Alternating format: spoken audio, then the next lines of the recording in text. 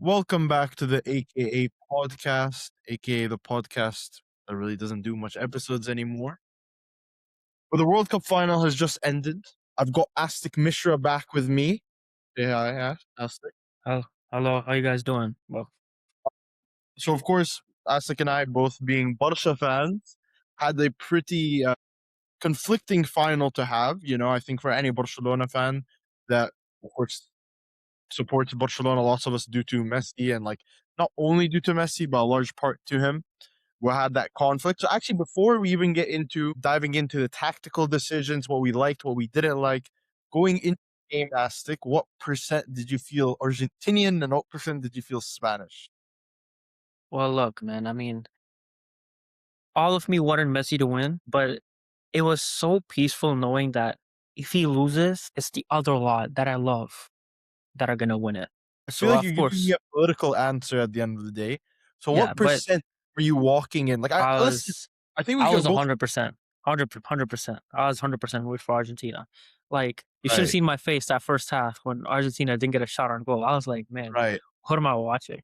Now, I feel like that it's an interesting topic to have because I think that maybe when I was younger, I'd have shied away from admitting that out loud. But at the end of the day, it's not Messi playing against Barcelona.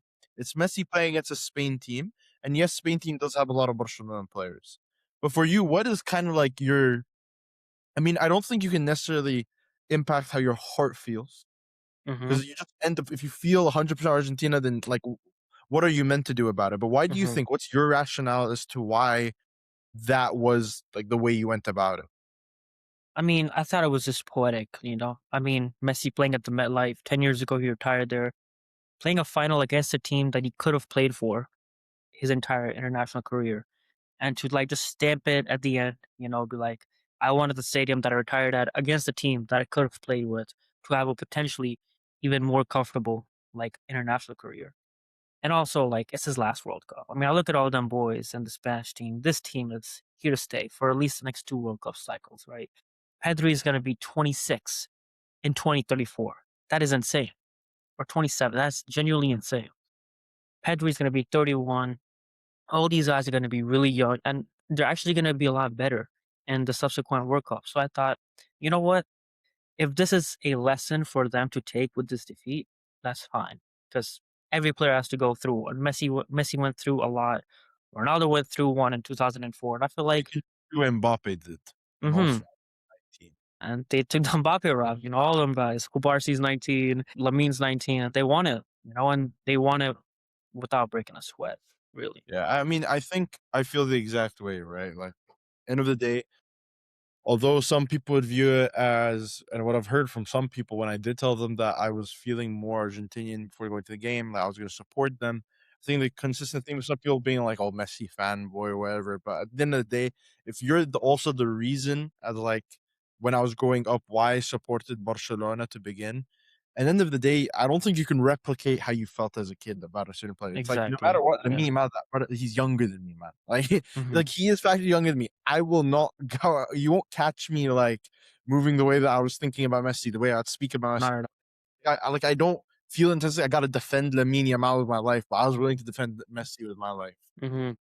So, of course, game ends 1-0. We'll get into exactly, like, the moments of the game, how we feel about lots of the moments in the game, but I feel like those starting lineups, much more on the Argentina side and the subsequent clubs, says a lot about how the game ended up panning out.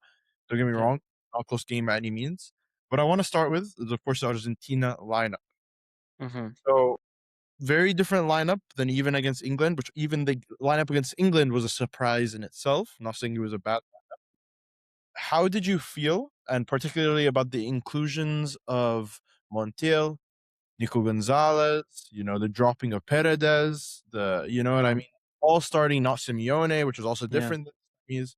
How'd you feel Hmm. about that? I think the biggest surprise for me was Paredes not starting. I thought he was by far the best midfielder Argentina had. I think one of the best midfielders in the World Cup.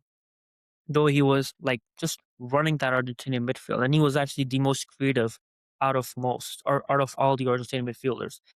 McAllister, for the most part, yeah, he scored a header against Switzerland. was a non-factor for Argentina, to be completely honest. Like, and that Argentina team, I mean, Enzo, McAllister, and Rodrigo de Paul, they were being mauled by that Spanish midfield. They were being suffocated. There was no 100%. build-up in there at all. And Gonzalez starting, I mean, I understand that Argentina have no other player who could play on the wings, but Gonzalez is a really tough watch every single time because you see him get the ball on the left-hand side, and all he can do is cut it back or Right. pass it back to Okay, Tagliafico. just to play devil's advocate for the situation, and I think you even I believe you were the one that even mentioned it before the game or not, but it's about Nico Gonzalez's defensive effort in terms of helping with the Lamine Yamal side. But I personally felt I didn't see much help comparative to what I Exactly. saw. Like, felt like we were Yeah. watching a left winger, which has felt kind of against the whole point of him playing. Of course, this guy he has played left back consistently for Atletico Madrid in games or like Mhm. whatever position you want to call it. So you thought you could have more defensive effort. So are you saying that when you saw the lineups, of course, when we look at hindsight, it can be perfect. Yeah.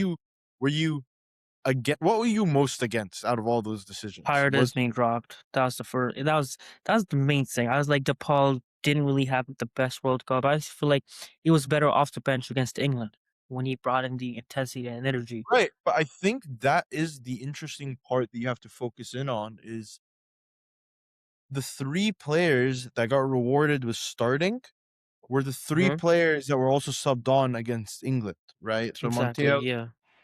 Mhm. DePaul, and Mico Gonzalez. And I think Mhm. I don't know if it's maybe I'm being too harsh, but I did genuinely think this at the time, and it did feel a bit like simple minded of Scaloni to approach the game in that way where it kind of felt like you were just rewarding the players for having a good and yes, they were the ones that factored in the comeback against England, right? But I think the reaction here, because I think we can agree as Barca fans, actually connecting to a player we'll talk about later, which is Ferran Torres, which is some players are super subs and some players are starters. And I think to reward players for being a good super sub with the starting in the World Cup final is a bit rash. You know what I mean? Mhm. Yeah. So I kind of feel like where Scaloni went wrong was trying to reward players for having a good maybe that wasn't his mentality. Maybe he wasn't trying to go about it by a reward system, but it did kind of feel like he was rewarding them for playing well, but it's like it's a bit of a naive approach, you know what I Mhm. mean? So, yeah, I don't know, like Yeah, and if they were trying to run it back like 2022, where they have Enzo at the 5, and you got DePaul by Messi, and you got McAllister doing whatever he does, they did none of that. Messi there was was alone I in attack. there was nothing. In fact, there was a point where I think Enzo was the highest up top. It was like a very weird system that was going on. I think okay, you wanted Paredes to start, let's say, right? I think that's a good thing, something to talk about. Paredes, I agree. I wanted him to start as well. Do you feel Yeah. like the game would have panned out any differently with Paredes starting? Do you know what I mean? Like, do you think Paredes starting would have impacted? I mean, the way it went out, I don't think Argentina could have done too much, but I feel like they would have been more comfortable in the build up. Because, I mean, I was really shocked to see that even every time they had possession, they should just boot it down the left wing, hoping Nico Gonzalez, of all people, can get the Yeah. header and maybe do something from there. I just think that overall, I mean, yes, looking back at it now, I don't think the game would have panned out any differently, but they would have certainly been a lot more comfortable in possession than DePaul on the right hand side, who's just, again, he practically did nothing whole game, in my opinion. And Enzo as well, I mean, can't really think like of anything that the Argentina players did the whole game. Like all I remember Yeah. is Tagliafico dealing with Lamine consistently throughout the game. Dibu Martinez, excellent performance, and the Argentinian defenders dying at halftime. Yeah. I mean, Lissandro went off, Romero went off, and if you have Otamendi and Facundo Medina in a World Cup final as a center back pairing, that's Yeah, already. it is pretty rough, and I feel like maybe that's the next thing that we can kind of get into was Argentina's substitutions, and I feel like Argentina's substitutions was kind of an admission by Scaloni in saying that he himself had messed up, right? Like lots of the substitutions he's doing, bar Lisandro Martinez, was kind of an admission of like because of how early they were that he kind of started the wrong players at the end of the day. Okay. So of course we have the Lisandro Martinez sub. Of course, it's kind of out of Scaloni's hands. Then he makes one sub at halftime, which is Paredes coming on. But then he eventually makes another sub, another, coming in 5 minutes from the half. What do you make of that decision? Because I feel like that was a pretty interesting decision to make, considering that means two stoppages were already used by then. Yeah. I mean, I to me it was funny that he used the Montiel and Molina sub so early. I mean, everyone makes fun of it. Minute 70, Montiel comes on for Molina, the game changes. Yeah. But I don't really think that was an important sub, all things considered. I honestly think I actually think Montiel was better than Molina this World Cup. Molina, from those long shots we saw sir for Atletico Madrid towards the end of last season, we thought, oh, he'll let it fly and that would be the World Cup winning goal. But that he barely had any offensive contribution. So I think that was a wasted sub completely because Lautaro Martinez been pretty good this whole tournament, especially Right. as a sub coming off the bench. Scored the winning goal that took Argentina to the finals. Didn't play a single minute. I thought that was pretty shocking, right? The least they could have done is be like, you know what? Julian Alvarez, he's not doing anything on the left hand flank. He's not winning any second balls, and he's not really involved. Let's throw Lautaro in there to see what he can do, or I, let's. if I just like, I know I'm interrupting, but for me, it was a weird thing where I agreed that I was like, it's frustrating Lautaro's not getting minutes, but with the way that they were playing, I also didn't see a world Lautaro was gonna get the ball. You know what I mean? True. Like Yeah. it True. felt it felt like the only times Argentina made 3 passes in the midfield, they had something happening. Other than that, like, nothing was ever happening. I did find it kinda weird still that we were when you play with Julian next to Messi, you're kind of functioning that Julian is the one that's doing in a lot of the work to, like, he's almost sometimes deeper than Messi to help create an attack. So I think if Lautaro did potentially play over Julian, that we maybe have seen Messi get to drop deeper, and he's the one more involved in the build-up. Where like Julian was the one, like, you know, like I think Scaloni's point of view kind of comes down to him trying to press as much as possible, and Julian gave that more than Lautaro. So I kind of see the perspective, but I think that I think they kind of just messed up with the subs that they made and how early it was. That like subbing on Lautaro that early for Julian would have also been pretty weird. You know? Yeah. They should have waited. I feel like minute 50. I mean, just a very weird time to have a sub. 5 minutes after halftime. I mean, you have the hydration break. Let the game pan out till then because they weren't injuries. When Medina and Otamendi already came on for injuries, who they got on? I mean, they got on. I mean, I find it crazy that Lo Celso is one of the favorites of Scaloni over the years. Anytime Lo Celso gets injured, he comes back straight in the starting 11 or he gets minutes. Nothing, I right? did find it very interesting. He probably is.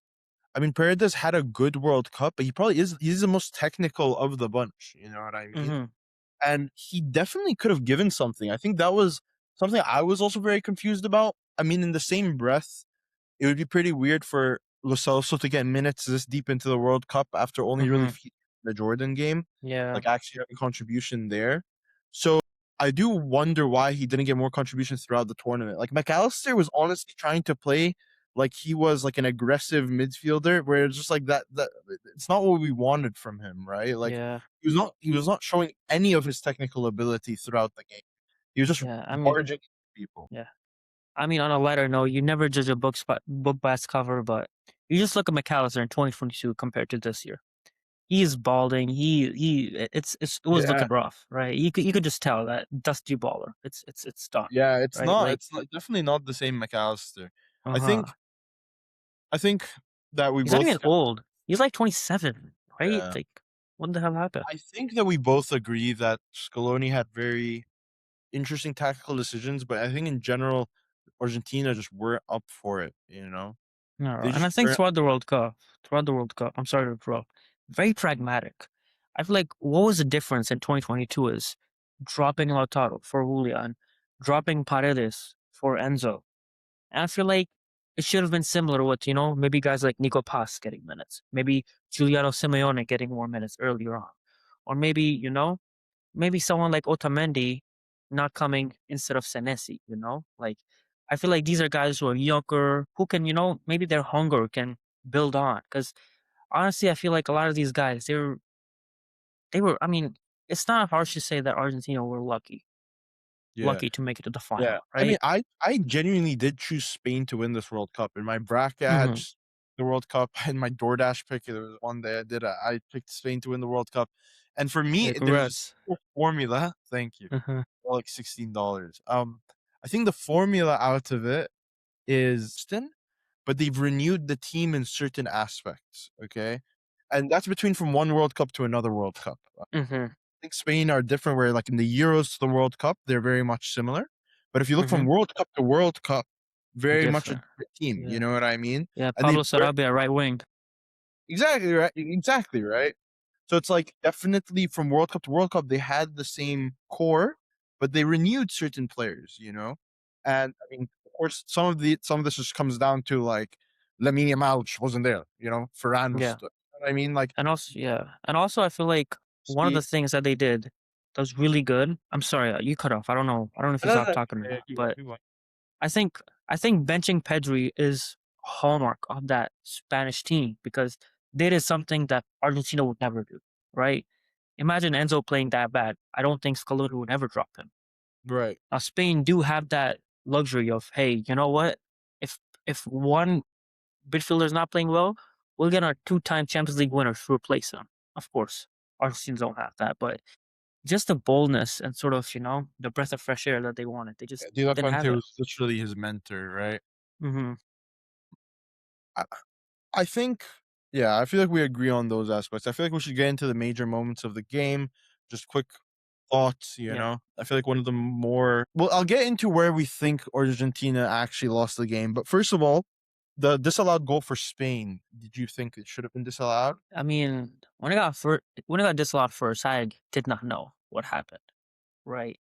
And then I figured out that okay, like he did step on his foot. Now he did his best to sell that. That was WWE levels of like selling, because he stepped on his foot and that boy flew up in the air on his I back. Be like, it's yo, not like if from my point of view, it's not like he sold it at the exact moment he saw the ball was going in. He sold it, like, enough before to the point can justify, like, okay, it impacted the play. He didn't do it just because the ball was going in. It's not like a last second, attempt at saving everything. For me personally, I feel like it happened with you as well. They just showed really terrible angles on the broadcast for yeah, the first 2 hmm, times, and I looked at my brother and I was like, "I don't see why they disallowed that," you know? And then on the 3rd angle, I saw the step and I'm like, "Bro, in today's day and age, valid," you know? yeah, you can't get away with anything, like What am I especially in the what am World Cup final. what am I getting from you? Disallowed or not? Should have not been disallowed. I think it should have been disallowed, but the whole narrative, I feel like we're gonna talk about that. Like that's gone around Yeah, yeah. Argentina. It definitely wouldn't have helped if the result did somehow go their way, but I think disallowed, correctly disallowed, harsh, but that's the world we Yeah. live in now. Thoughts on the Enzo Fernandez second yellow? They had it coming. I mean, really, the way Argentina were playing the whole tournament, the thuggery was off the charts, and I You feel could say like, we're lucky that Paredes didn't get a red on his own as well. oh, for sure, that he was. I'm telling you, he was doing his best Dricus Duplessis impression for the Yeah. night I before. think it's interesting because you're talking about Enzo Fernandez and Paredes both got their first yellows off of nothing, you know, Yeah, and they were off of just, thin air. yeah, and I think that is kind of what we build Argentina off of, right? Like mhm, Argentina kind of they cherish that like they can do as much as they can till they get the first yellow and then they have to chill, but they do really well until that player gets that yellow. They mhm, usually have to flip him off, in fact. And yeah, Enzo and Paredes just got it for no reason at all. yeah. I mean, Paredes probably just cussed the ref out, and the ref was like, "Yeah, I'm not having it." And Enzo, I mean, that was just that was so stupid. I mean, I think watch it. There's the one still I saw of Fubarsi literally like halfway in the air, and he's in some origami position that I didn't even know was physically possible. And Enzo, you could see Enzo's face. I do think Kawashi sells it a bit. Don't get He me wrong, sold it amazing. tactical, and it's there's absolutely nothing wrong with it. It's a definite second yellow, but there's no possible way you're doing that off of what Enzo did. I think Kobarsi makes the pass, leaves his foot out. You leave your foot out, you get hit, and you give yourself a bit of momentum. You do a front flip. In fact, he's pretty talented. And honestly, considering I was with Argentina, it made me appreciate Kobarsi more than I even do. Because I remembered Exactly. every time he had the ball, I was like, there's no way he's misplacing it, which was frustrating from a team that's Mhm, trying to press, right? mhm. I feel like okay, yeah. I mean, I think there's absolutely no dispute to that. Enzo Fernandez deserved a red card. I think we And I end up think, I think in a way, it cost Argentina the game. I think Argentina were like, yes, they were on the back foot the entire time, but Spain didn't like really, were like, oh, they like, yes, they had the momentum, but it wasn't like, oh, that was such a close chance. right. Argentina were You're saying doing you're pretty saying well. you were holding like you were saying that without Enzo Fernandez doing that, there was a potential for penalties. Yes, Is that what 100%. you're And getting at, right? yeah, and I feel like, yeah, Ferran Torres scoring that goal was, I feel like, a direct consequence of Argentina being outnumbered, and also Juliano Simeone deciding to check out his socks for a quick sec while the ball is in, in Yeah, I his mean, box. Simeone, I'm not. I generally before this tournament, I already disliked the guy quite a lot. But I did not. I don't like. I don't want to hide from the fact that I do think he's a pretty good player. I think he's a hardworking player. The chance. So of course we the Ferran goal. It happens. We're very like, good for him. Please let it be a goal. And like the whole storyline. I think Simeone's chance really pissed me off. Yeah, I mean, even yeah, that was he had so much more time, and even the Messi chance. I mean, when Messi had the ball, like when he's lining up, I thought, oh, this is it. And then Mikel Merino, of course, Mr. Clutch, just Yeah, dies. Gets like a concussion. That is a generational concussion. He's probably woken up today speaking kid probably French. has a concussion, bro. Yeah, Doesn't matter. bro. Concussion. Yeah. I feel like honestly, what a boring game. I think, like I don't even feel like talking about it much because I think that would be giving the game too much justice, you know what I mean? As a Yes, World Cup, 22 minutes too much. it's just terrible, right? Like, it's not I wish I could try to appreciate it more, but I think that the game is just a bit sad at the end of the day. And I feel like a bit of it comes, a bit of it is on Argentina for not really coming out to play that well. But Spain also did suffocate them quite well.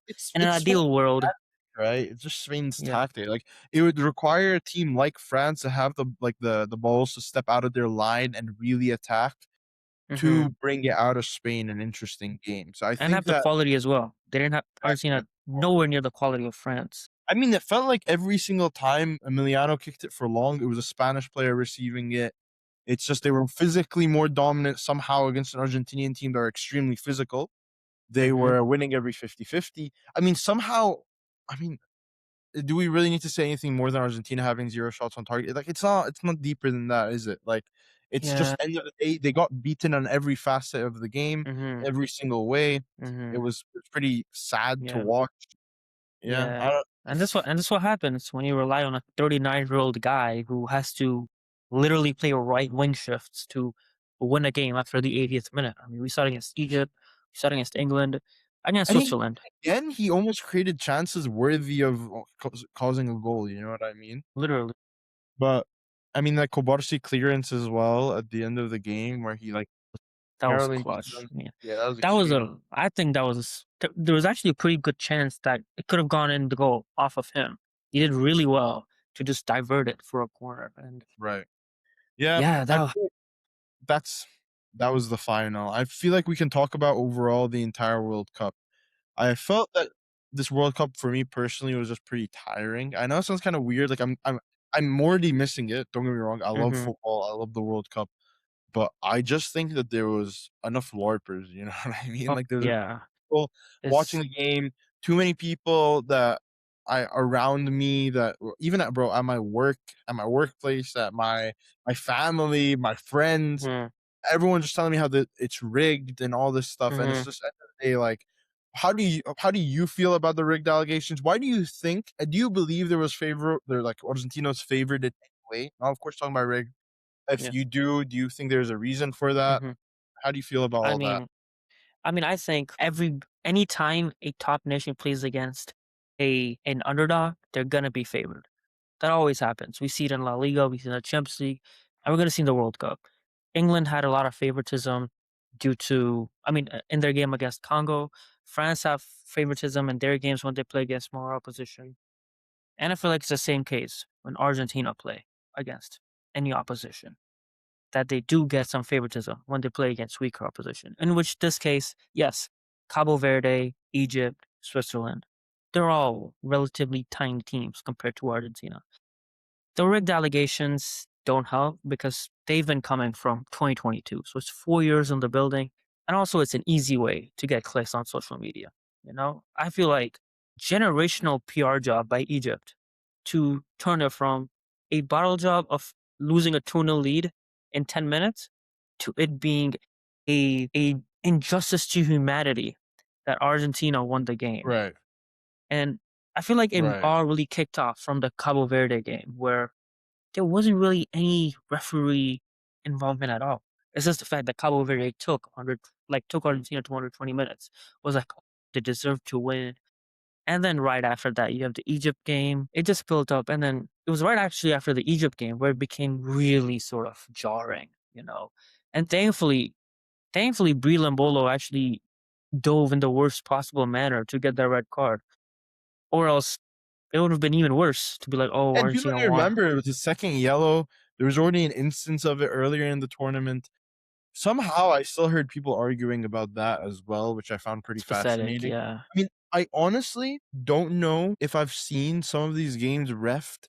Mo- Listen, or you can say Argentina maybe had some favoritism in like some certain aspects. And again, by the way, hmm when you have the craziest fans and the biggest turnouts, you're gonna have more pressure on the referee and the home game by. exactly. hmm For me, it was just if you've watched football, almost every game has a controversial decision in it. It's Literally. part of football. Like, I don't remember the last time I watched a Barcelona game and not thought, "Wow, that's a bit controversial." Even if it's just down to the lack of yellow cards or giving yellow cards, because we're now reaching a point where people are watching football and like these people are LARPers showing up for the first time for a World Cup game, and they're complaining that there wasn't enough yellow cards handed out and using that as justification as to why it's rigged. Or this other team's being too that is the if that's a barrier towards something being rigged, then like what are we doing here? Because end of the day, there's just enough of it. There's too much of it that goes Yeah. on in every single game. Imagine Real Madrid versus Bayern back in those days. If those watchers were watching those games, not once in my mind did I think of rigged. I thought, oh, maybe there was a in the worst case, in the absolute worst case, you've got a referee that has a soft spot for Real Madrid. But to claim the entire corporation has a inner plan to put Argentina as a champion in front of everyone is insanity. You know what I mean? So They're talking about Argentina paid FIFA off. Bro, look at the peso, bro. They got no money. yeah, What there's no money are they gonna use? like I promised you, if someone wanted to pay them off, there's other countries that could. They just got the money, but not Argentina. And not just that, bro. I can't lie. Their FA, like, there's something's going on over there that we don't even want to know, like in terms of like their own issues within. But to consider that FIFA, you know what I mean, has this bigger thing. And guess what? Yes, maybe there's going to be a time where a referee is impacted by the fans and Argentina gets a bit of favoritism. But like compared to what we've seen in football throughout the years, how is this being the thing that's being called rigged when we've seen a million times worse? We've seen situations like infinitely worse. And when you look at the games, the Switzerland game, there's actually nothing to argue about. England game, absolutely nothing to argue about. Spain game, absolutely nothing to argue about. Cape Verde is nothing to argue about. If you want to argue about Egypt, about the Lisandro Martinez one, I can even hear it about it being a bad decision, a decision you don't agree with. I'm okay with someone saying they don't agree with such a decision. That's completely different than claiming the entire corporation is rigged. Like it's like people are just jumping. And after Spain won, suddenly all these people started drawing. Not, I don't say they drew back. Some of these people still make the similar claims, but suddenly it's like this is such a legitimate trophy. This is such a legitimate. Listen, I was telling people before this, by the way. I was like, I think my brother Amr was the one that said it, and I started saying it to people that would say it to me. It was my comeback. Whenever someone said the trophy was rigged for Argentina, I said, brother, put all your money on them then. Take Go ahead. every dollar you own and put it on Argentina if it's rigged. You'll win. You win. But clearly they wouldn't have. And that just shows that it's not rigged. Frustrating. On Frustrating. Yeah, and also like I feel like compared to 4 years ago now, I feel like you say that this was a very tiring World Cup, and I feel like that's a huge part of it. And also, like, you have so many more games. I feel like the round of 32, you're having what, like 16 more games just added on to the World Cup just off of that. So it's so much more stressed out. And also the fact that we're in the days of like social media monetization. People can tweet absolute nonsense, get 400. Some of the numbers on these Argentina hate tweets, by the way, I've never seen them. I've I saw seen someone. quotes of like Holland get even huge. Like it's not even Argentina at this point. It's just pathetic. Like whatever can push a strong agenda. You know. Hmm. Yeah, I mean, yeah, I'll be waiting to see if any of these guys lock in for Man City versus Bournemouth to see Haaland get 32 touches on the ball. A City get a 1-0 victory with a forward goal. Like, no, they're not gonna see that, bro. These people Like, don't care, to be honest. bro, Actually, yeah, the go on. funniest thing I saw, right, is after the Norway England game, I saw a take that said, "Oh, Sorloth is jealous of Haaland because there's this power dynamic," and they're like psychoanalyzing the way they walk onto the field. Brother, no, he's just bad. He just Yeah, can't people. pass. It's Love Island. I can't lie. People are living like it's Love Island. You are taking micro expressions. You saw how Holland tensed up when Sorloth walked by. It's like, brother, It's a like quarterfinal of the World Cup. He's gonna attempt some, bro. He doesn't care about Sorloth, bro. exact. Like, Actually, I kind of jumped over this, but going back to the Argentina Spain game, one quick question I did want to ask was, what point or moment in the game did you genuinely feel like it was over for Argentina? I mean, like I think we always hold hope out mhm. as a football fan, but at what moment did your like logical side say, "Yeah, man, game's done"? I think this happened a lot of times in the game, and this happened quite early on. Is when Emiliano Martinez got the ball, and he just directly just kicked it to the left wing, and Nico Gonzalez was running to the and Kubarsi just gets the ball and just passes it to Laporta. I was like, yeah, man, Right. this is Pretty finished. depressing. Pretty depressing. Uh, I what don't about even you? want much time to. For me, I would say I kind of was still having hope when I saw Paredes was subbing in at halftime. So I would say that it would didn't. I still had hope going past that, although I knew the first half was really bad by Argentina. I actually feel like when Paredes got the yellow card, the first Yeah. yellow, for me it just killed us because I just felt like, first of all, I felt like Argentina lost their heads. Like they were mad at something that was other than the game, and it kinda, because we know that these Argentinian players like Paredes are significantly less effective and Mm, useful when they're on a yellow. So I felt like mhm. once Paredes had a yellow, the only, like, I don't wanna say trump card because now I'm calling Paredes a trump card, but, like, the only move Yeah. that we had felt like it Mhm. automatically fell flat. So it's like, Yeah. imagine you like, okay, this halftime, it's meant to be a big moment, you're meant to get momentum, and you automatically kill such momentum. Feels like you're just dropping off a cliff. Yeah. I would talk about the third place, fourth place. Like I feel like we should give attention to that kick about with the boys. You know, kick about with the Bro. boys. You know when you play you know when you play FIFA against like someone you're obviously better than, so you're 4-0 up at halftime, and then you switch controllers.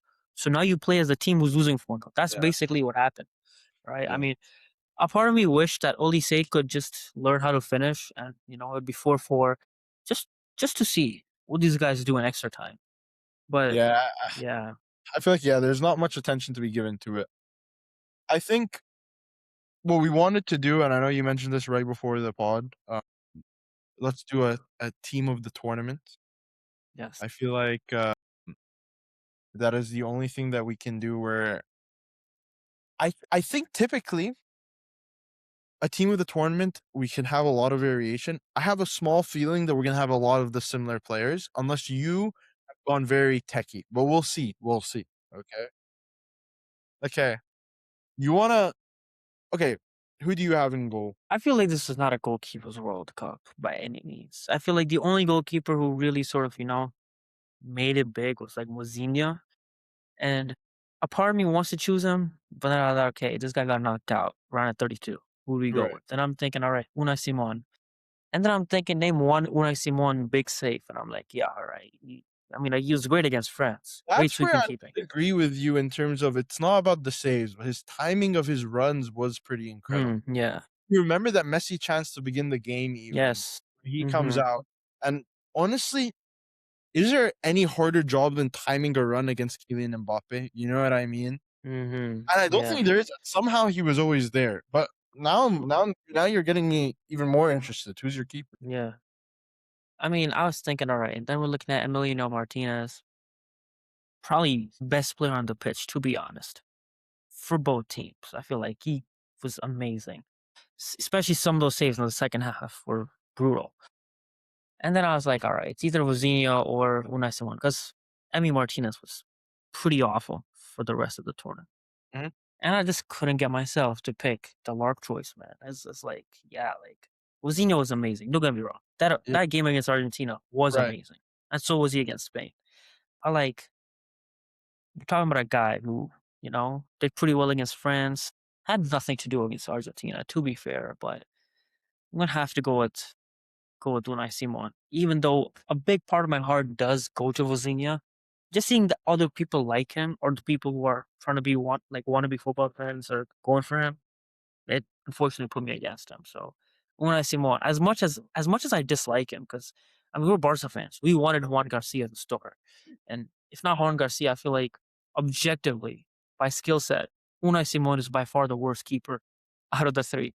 Yeah, But the fact that he ends up being the best keeper, yeah. Actually, I want you to continue on with your team. Let's hear you give out your mhm, whole team, and I'll give out my whole yeah, team. Give me uh-huh, who are your mhm, 4 people at the back. I think that back line, I just don't see any other way where all these guys are not Spanish. I mean, thinking for right back, you think of the big names, you think of Hakimi, you think of Kunde, you think of Cancelo, nothing really. I mean, Kunde was just sort of a non-factor in that entire French team. The bar for us Barca fans is so low with him is that he didn't have a error directly leading to goal. And you're like, all right, that's good. But offensively, did nothing. Just can't really think of him. I'm gonna You have to go with gotta Pedro just Porro. remember that you are talking about a Spain team that conceded 1 goal the entire tournament and got Yeah. 7 clean sheets. At the end of Yes. the day, like, when you say that and you say that Unai Simon broke a record, it's like, when is it more fitting than now to give a whole Spanish defense/goalkeeper? Literally. Name I'll throw And out to you, and I wanna hear your opinions, is Jed Spence. that is He's a actually that is actually a good shout. And yeah, I actually didn't think about it. And you know what? That England Argentina game, right after England scored, Simone was scoring goal. I think when Jet Spence made that tackle, right? I was like, yeah, that's England's game. I was like, yeah, it's those type of moments, which you feel like, is this not gonna happen for Argentina? DJ Spence, you know what? Fade Cucurella, least likable player out of that Spanish team, just for the vibe and just because now that you put in my mind, I'm gonna go with Jet Spence. right. I think he earned a spot there. Kubarsi, Laporte, they were bullies, man. They were actually bullies. Like, They were bullies, yeah. I mean, yeah, they I just mean, Mbappe, Ronaldo, Messi, nothing against them. Literally no chance. And their ability to drive in the game. I mean, Laporte used to drive into the midfield a lot. Kubarsi had a lot of chances. I mean, it was his shot that got Spain past Belgium. He actually forced a great save off of Martinez to, too, yeah, I remember. yeah. So yeah, that defense, and then yeah. What about you? Are you going with the full Spain, or are you going with DJ Spence? I was actually gonna go full Spain, so I feel like I've almost convinced you off of what I was gonna do. I think it does just come down to the one clean sheet. I think Jed Spence had a great tournament. I do think in the earlier games, of course, he didn't feature as much, or he played like, was it which game? Like, I think it was one of the games he played like 70 minutes in the round knockout stage, and he played 16, and then he returned back. I think it's against Congo. He plays 70, and then Yeah, Congo yeah, 70, and then the following game he played. I think came off as a sub. So I mean, like, end of the day, I feel like but I do think he was immense. Like, I think there's absolutely no problem with putting him. I think also the weird part is about saying like, okay, Spence, you're putting him at left back, or like, you know what I mean? Like, oh, he's playing the inverted. He played great. He played great, and I think there's nothing wrong with him. And I even think in the France game, regardless of how much like they conceded, he was one of the only ones that were like really like very intense. Like, he started screaming at the other players. So I think I was gonna go for a full Spanish defense. Now we can go into midfield. Are you going for 3 midfielders, like the typical bog standard 4-3-3? I mean, to be honest, I think we've talked about this before. This was not a midfielders World Cup, like at all. Yeah. I mean, you think of the big names. You think of the 3 best midfielders in the world on any given day. It's Pedri, Vitinha, João Neves. None of those guys really impose themselves at all in this World Cup. Right. And Okay. then you Yeah. think of and then you think of the second name, and you're like, all right, let's think of Rodri. Rodri's the only guy who I feel like had a great Literally World Cup. a ball winner. It feels pretty Yeah. criminal. But And then I'd go with Rodri. I'd go with Paredes, and then ahead of them, I'll go with Bellingham. Bellingham, I like to call him a midfielder. You know, he's a midfielder, but he does great. He can do great work defensively. He's amazing offensively. He's basically like a second striker. Do you really see him doing midfielder stuff, dropping in, distributing the play, or controlling the game per se? He doesn't do any of that. But he's probably the most impactful player for England in the entire tournament. That brace against Norway, goals against who they play in the in the round of against Mexico as well. Brace against Mexico. It'd be criminal to not include him. So yeah, right. No, I'll go I with. think that's very clear. So I definitely put Rodri and I definitely put Bellingham a lot for the similar reasons. Rodri had an amazing tournament. Bellingham going forward was just insane. For the third position, like I did, so I was. So it matters how disgusting I am trying to go in terms of what I consider a midfielder. So like the question was is if I could put Elise in there, I would. Regardless of him missing his chances, you broke the assist record. So I Mhm. think that there's some credit. It's a bit of a weird one because we know that Elise played on the wings, he played as a cam, he basically floated all across more of the forward positions. If I'm not allowed to put Elise, then it's Paredes, to be honest. Yeah. That's I think Mhm. regardless of his finals performance before the game, I thought that he was which is crazy because we're literally talking about a player that got dropped for the final, right? Literally, and Now the fact that he's not even in Europe. going for your attackers, your forwards, I feel like 2 of 3 are locked in. I'm interested who's your 3rd. So Messi, Mbappe has to happen. Now it's really a toss up between Haaland and Kane. And what really breaks it for me is you're either a clutch player against Congo or you're a clutch player against Brazil. And I feel like that's the difference here for me. It's also the national team you're on, right? Yeah. I Uh-huh. actually think if I take it from a true perspective, I think Kane was a better player. That's how Mhm. I view it personally. Mhm. Yeah, he's I definitely a better player. Yeah. think he was a deserving Ballon d'Or. Like he's deserving the Ballon d'Or this year. I think that if we're not gonna make it extremely biased to the World Cup, even though he had a good one, I think you have uh, Kane win the Ballon d'Or regardless. Do you? So you're saying your front three is Mbappe, Messi, and Holland. Haaland. Yeah. Yeah, I I mean, mean, I know I've yeah. gone on a monologue, but like end of the day, I'm actually also going for the exact same three. Mhm. Yeah. I just felt like Kane unlocks Bellingham as well, and I feel like he deserves Yeah. credit for that because Mhm. he's the type of guy that like he gets out of space, starts making passes that also help Mhm. Bellingham. It's like makes the team a bit more Mhm. dynamic, whereas it can kind of switch position, Mhm. and it's kind of Mhm. nice. Again, Bellingham also unlocks England in a way of when Kane's dropping deep, there is another man up there to Mhm. finish. Yeah. I think this is a very rare World Cup where lots of the major forwards all had impressive tournaments. So 100%. I think like if I could, I would even take away Paredes and I'd have put four up top. You know what I mean? Yeah. And there's so many honorable mentions. I feel like Danny Olmo, you know, a, yeah, pretty. I mean, he's a divisive figure for Barca fans, but for Spain, on it every game. Real. You think Miguel of guys Moreno like, deserves his flowers. Fabian Ruiz hmm deserves his flowers. I mean, like any of yeah, the Spanish midfielders. hmm I'm even, trying to think of the even, other player. I feel like Barcola was pretty good for major parts of the tournament. Turkey was terrible. I feel like we should mention how Turkey, bad Turkey was. yeah. Who else? Who else was like Morocco? Saibari did pretty well for what he Celebari was did well. given. Yeah, early on in the Uh-huh. tournament. Even Honestly, was doing well for Norway. Like I think that mhm, like much better than the version we see with him at Arsenal. On the England side, I still think Anthony Gordon had an amazing tournament. for sure. I Yeah. think that end of the day, he does what you want out of him, and I think he was a large contributor to England's success. Without Anthony Gordon, Mhm. I don't think England do as good as they do. Mhm. He got the penalty against Mexico. He got uh he got Goal two against, brilliant assists against Congo. You know, and he's the uh, one that scored against Argentina. Like he was the literally, yeah, like they would have been hmm going to the final off an Anthony Gordon goal. Which is funny literally. itself. I feel like there's like only I feel like we basically agree on everything. I think even the left back Mhm, position is the only one where we necessarily disagree on, but I don't think we even mhm, disagree. yeah. Just Cucurella wasn't as annoying. You probably would have put him there as well. You know? Yeah, I mean, there's some players you root for in the Euros, and then you actually go up against them. Like, I remember rooting for Dani Carvajal for the first time 2 years ago, and it was a breath of fresh air. Because Yeah, the things he was doing in that tournament, if I have to go up against that, I mean, we have gone against that as Warsaw fans. We yeah, hate that guy. Dani yeah. I Carvajal, agree. Vinicius Junior, those are some guys we have bad blood for. We don't like them.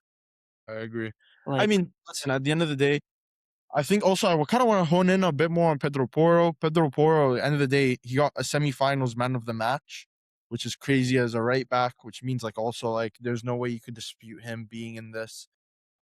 I don't know. In fact, if you look at it, your team of the tournament has two fullbacks from Tottenham, which is funny enough. You know. yeah, and we got Leandro and the Boca Juniors midfielder. What a World Cup. I mean, I feel like overall this World Cup was pretty good. Like in terms of entertainment value, like just thinking of the tournament overall, I feel like expanding it was a good move. You know, getting more countries in, and in the group stage and the round 32, the round of 32, I think was the best round in the whole tournament. We had games going late. We had cup like we didn't But really can I have be? like a. I'm Hmm. still not a fan of a third place team going through. Oh yeah, I can't definitely. shake it off. That's the one thing I can't shake off. Mm, Like I heard someone say, as insane as this would be, is if you expanded it all the way to 60 teams now, and then mm-hmm. had like you made it 15 groups, which is Groups of insane, four. and Mm-hmm. then you had the top two come out of each of them, right? Which then Mm-hmm. again, that kind of does make it so that you're having I don't know what you do in the future stages after that, how you could Mm-hmm. go about the first place teams of a certain level get through and get a buy round. I mean, maybe you just stick to what it is. Like I don't know. I just think Mm-hmm. that's something that I'm not necessarily happy with. Halftime show, yay or nay? Dude, as Messi's walking into the tunnel, I'm like, oh yeah, this way daps up Pedri. Cut to Tom Cruise. Buddy, Yeah, what's going on? yeah. What But is that was this? the pregame show. We're talking about the halftime show, the one with kids ball. Halftime, I mean, hey, shout out Shakira, but it's 2026, man. I mean, she did well. She did well, but Like I feel like let's genuinely, leave that stuff for he's at pregame. 2030. Like, خلاص, bro. Like, chill. Like, you know what I mean? Like, It's in Spain. They're 100% calling her back. Like, oh, Shakira, come back. It's gonna be Shakira. It's gonna be Rosalia, Barcelona legend. It's gonna be, it's gonna be Bad Bunny. They're gonna call all them boys. it's really hard not to see a world where Spain are not the favorites in 2030. You know, I like think. they have a young team. There's no reason they should Hmm. not be. You know, Mm-hmm.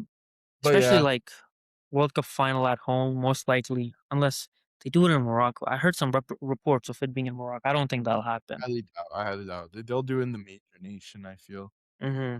but yeah, I feel like an interesting World Cup. Mm-hmm. Messi probably will never That see was him sad. stage again. That was And very if I would talk about him for a second, I mean, bro, like I feel like all this negativity on Argentina just took away from the fact that this is a 39-year-old that is yeah. leading his team to a World Cup final. It I would be thought one. after 2022 we were not going to see Messi at a World Cup. But yeah, I thought when I was in that stadium on the 18th of December, I was like, yeah, finished. For him to be at this World Cup is the equivalent of Ronaldinho in 2018, or Zidane in 2010, or R9 at 2014, and they would all be younger than Messi right now. That isn't. And I had no expectations from him coming into this tournament. To be honest, I was expecting a couple goals in the group stage, an assist in the knockout rounds, and Alvarez and Lautaro and Enzo, they would play their part. No, I was actually frustrated with the Argentina build-up at a lot of times, but because they're in a good moment, and instead of doing something further, they just pass the ball to Messi, which Yeah. intrinsically shows you that these guys are actually I it's don't him or even know nothing. how Messi was capable of doing what he did when it was so blatantly obvious they were passing it to him. Like they practically could have just went up to his face and just been like, "Please, you have this ball," you know?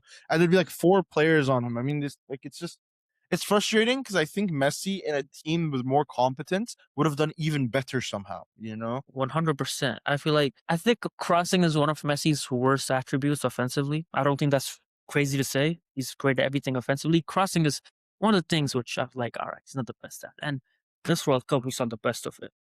You know, Yeah. it's right-footed crosses over a 6'7" Dan Burr.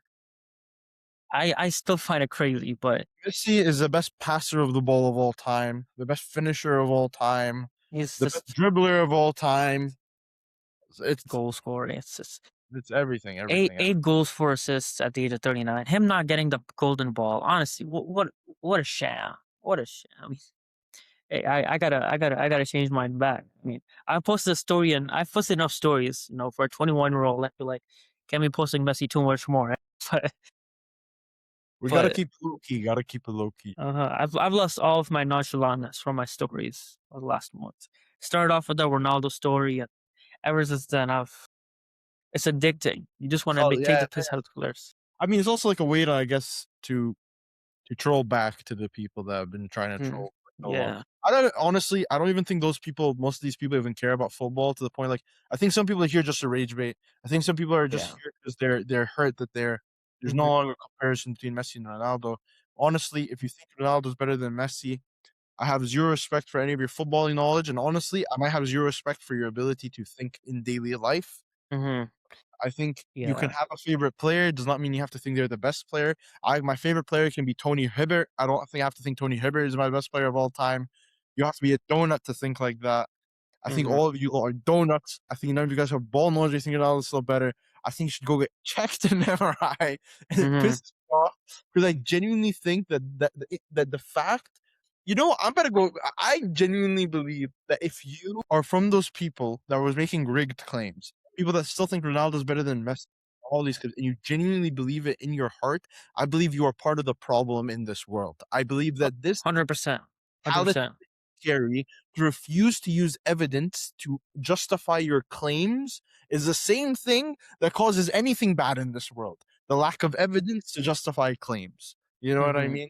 I just think it's And stupid. it's such a sheep mentality to like, oh, I had one of my friends. I love my friends, but one of my friends, they came up to me and they're like, oh yeah, it's rigged for Argentina. I was like, okay, who do you support in this World Cup? Looked me dead in the eye and said, oh yeah, I'm supporting Cabo Verde. Cabo Verde. Buddy, did you know that place existed before like 2 weeks They ago? didn't, but you know what happened? Like, bro, you can't tell me this Virginia guy got like as much followers as he did from legitimate fans. These are brothers, oh my god, everyone else is following him. We gotta follow him. Look at him. This guy, he's a broke. He's got to save him. Like, what do you mean, bro? Like, leave the guy alone, man. Like, That guy, what's that New Zealand guy? The New Zealand left back? What's his name? the old Max, brother. We don't care about him. Like, why is he getting followers? Why is he getting followers? Why are these people trying to be part of something? Listen, I won't catch you watching Everton versus Bournemouth. I won't catch you watching Real Zaragoza versus Mallorca. I won't see none of that. Like, And like we all start watching the sport at a level of delusion, you know? There was a time where 4-4-1-1 was my favorite formation. We all start somewhere. But these guys are novices at the knowledge of their sport, and then they make claims that are impossible, which is like, what are we doing here, really? I don't mind people coming to sport and feeling passionately about it. It's just somehow there's such a ridiculous amount of people coming to the sport and truly coming up to people that watch a sport for like over like a decade and a half and just going up to their face and saying that they know more. They'll say they know more. And you'll be like, how do you like from what?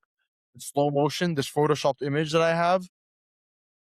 Dude, some of these, bro, it Bro, sucks, man. Like now they're that's like, but it's fine. You know what? And I don't think it will be as bad in the next World Cup.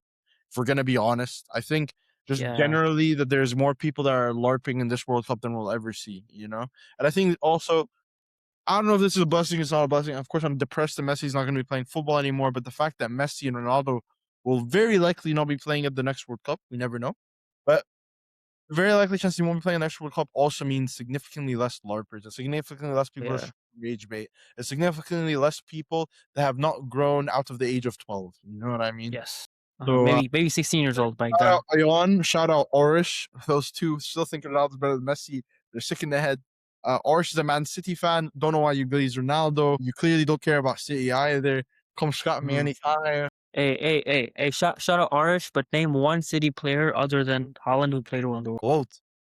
That's it from Master Commissioner for this episode. Guess what? I don't care if Cucurella was registered as a Chelsea player, the zero Real Madrid players who won the World Cup. That's the claim. Zero World Cup. That's what Mhm. they're registered as. You lot can shush. This has been Astic Misha. This has been Karam Asad. Thank you for listening to the A.K.A. Sports Podcast. Hopefully, we'll do more of these. Astic, would you be down to get on a football trivia one? Because I think we're going to start doing those again. 100%. You 100%. think you can win I'm it down. all? You think you can win I it can. all? Yes, I can. You're Let me know, confident. Mom. My brother won the last one. I'll win it. EK mentality. I'm coming Hey, in sunglasses say on. Amr Mesad, I'm coming for you. Say Amr Mesad, I'm coming for you. Amr Masad. I'm Yeah. coming for you. Karam Masad. I'm coming for you. What's the I'm the other host. I'm the what's that? host. Ahmed Masad. I'm coming for you. The Ahmed Mesad you don't gotta worry The about. AK and A. I'm going for all of them. There we go. And in fact, you are Astic Mishra. If your name starts with an A and your last name ends with an A, if you deep it, it's okay. This is your channel, Loki. You run this place. Fair enough. All right, bro. Thank you guys for listening. Take care. Goodbye. See yes.